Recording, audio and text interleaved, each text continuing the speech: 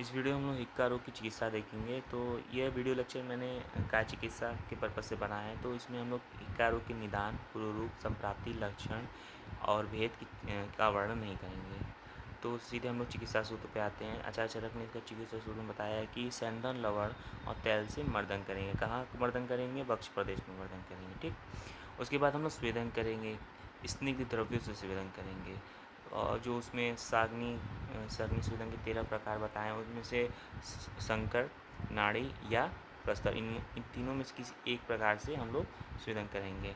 उसके बाद स्नेह स्वेदन कर लिए तो उसके बाद हम लोग देखेंगे कि रोगी दुर्बल है, वृद्ध है, बालक है या बलवान है। अगर रोगी दुर्बल, वृद्ध, बालक है तो उसको हम लोग क्या करेंगे? तर्पण देंगे। अगर बलवान है तो उसको वमन देंगे। और उसके बाद हम लोग क्या करेंगे? हिक्का नाशक, धूम और अवलेह का प्रयोग करेंगे। तो सबसे पहले हम लोगों ने स्नेहन देखा, उसमें जैसे कि मर्दन, सेंधन और तेल से, उसके बाद सेंधन और तेल से, उसके बाद हम लोग स्वेदन किया। उसके बाद हम लोगों का देखा है, उसके बाद शोधन के लिए और शमन के लिए, तो शमन के लिए हम लोग तर्पण और शोधन के लिए हम लोग वमन किया। अब हम लोग चौथा पॉइंट देखेंगे, दोषानुसार हिक्का की विशेष चिकित्सा। जो अन्न या औषध वातकर हो पर कफहर हो, या जो अन्न या औषध कफकर हो पर वातहर हो, ऐसे अन्न औषध का प्रयोग करना चाहिए। केवल वातकर या वातहर चिकित्सा नहीं करनी चाहिए, केवल कफकर या कफहर चिकित्सा नहीं करनी चाहिए। तो फिर इसके बाद आचार्य चरक ने कहा है कि वातनाशक चिकित्सा हिक्का रोग में सबसे उत्तम है। और उसके बाद कहा है कि व्रीहण एवं शमन द्वारा चिकित्सा करनी चाहिए, कर्षण नहीं करना चाहिए इसमें। ठीक है।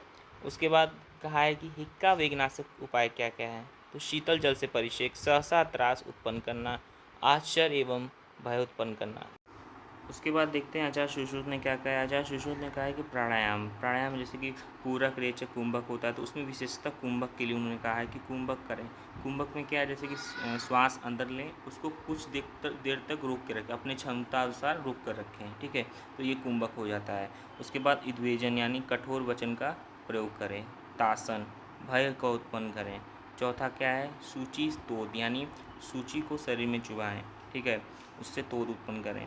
तो उसके बाद क्या है कि पांचवा क्या है? अवपीड़न नस से। और छठवां क्या है? घृतपान, मंदोष दुग्ध सेवन और इक्षुरस का सेवन कराना चाहिए।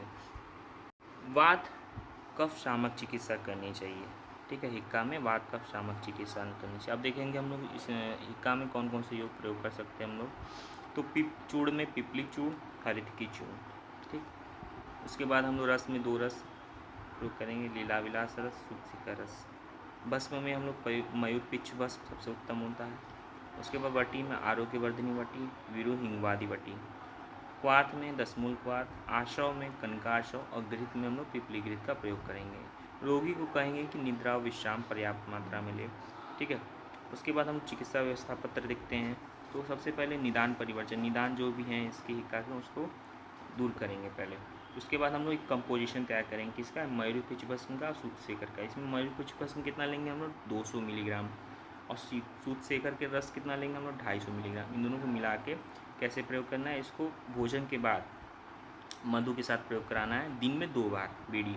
ठीक है। उसके बाद हरित की चूर्ण का प्रयोग करेंगे रात में। कैसे? 3 से 6 ग्राम सुपोषण जल, ठीक है, यानी लूक वार्म वाटर के साथ रात में प्रयोग कराना है, सेवन कराना है। ठीक है। उसके बाद सेंधव लौड़ और गर्म कीट का 4-4 बूंद नश्य देना है। उसके बाद प्राणायाम मैंने बताया ही है, पहले कुंभक कराएंगे विशेषतः। इस प्रकार हम लोग ने हिक्का रोग की चिकित्सा देख ली है।